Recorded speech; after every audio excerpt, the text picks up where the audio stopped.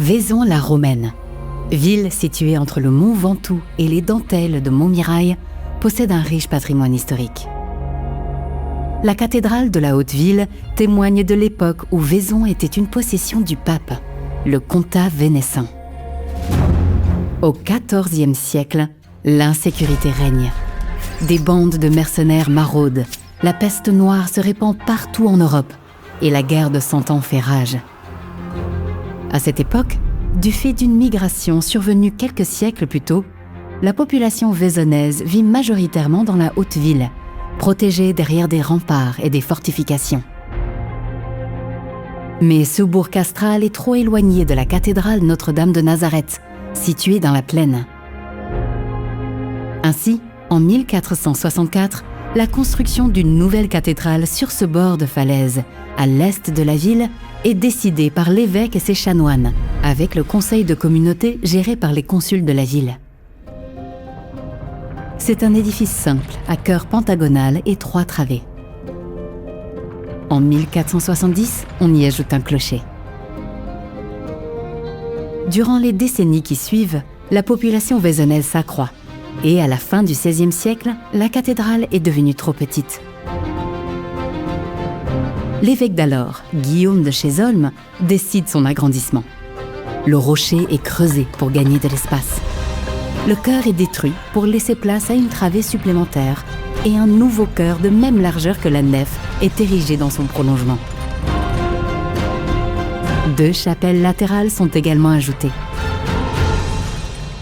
Les travaux sont rapides, car 2 ans plus tard, le 25 novembre 1601, la cathédrale est solennellement consacrée en l'honneur de Dieu, de la bienheureuse Vierge Marie, de tous les saints et en particulier de Saint Quenin, patron de la ville et du diocèse. Durant le XVIIe siècle, de nouvelles chapelles sont ajoutées de part et d'autre de la nef, et son embellissement intérieur se poursuit.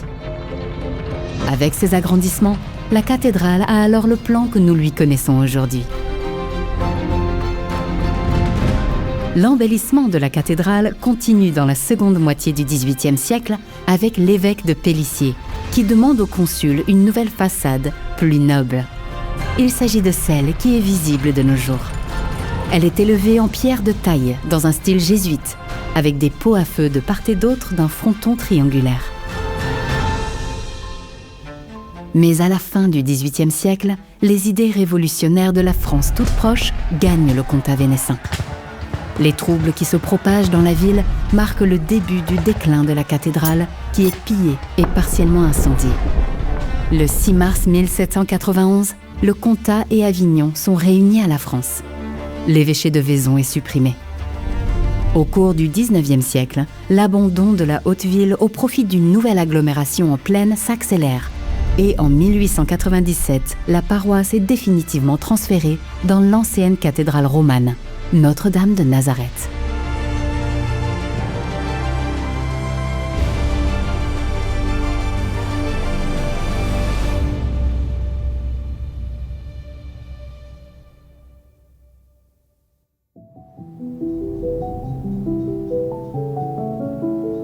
En 1992, la cathédrale est fermée par mesure administrative en raison de son insalubrité et du danger que représentent les lieux pour les visiteurs.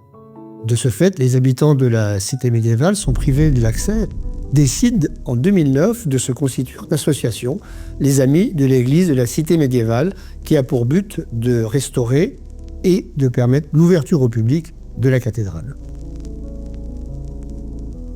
Après la réouverture de l'église en 2013, l'association se met à la recherche de fonds pour réaliser les travaux de restauration de la cathédrale. C'est la rencontre avec le mécène suisse Léonard Janada en 2017 qui va accélérer les choses. Ce mécène, d'une grande générosité, offre à la ville l'ensemble des vitraux de la cathédrale dont elle était dépourvue, d'une grande valeur artistique car ils sont réalisés par le père Kim En-jong, mondialement connu. Pour la pose de ces vitraux, des travaux importants sont nécessaires sur les baies, sur les toitures des chapelles est, ainsi que sur toute la façade est. C'est donc un immense élan dans la restauration qui est permis par ce mécène.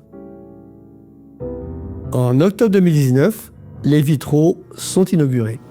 Mais la cathédrale n'est pas pour autant tirée d'affaire. En effet, la falaise sur laquelle elle est édifiée est très fragile et menace effondrement.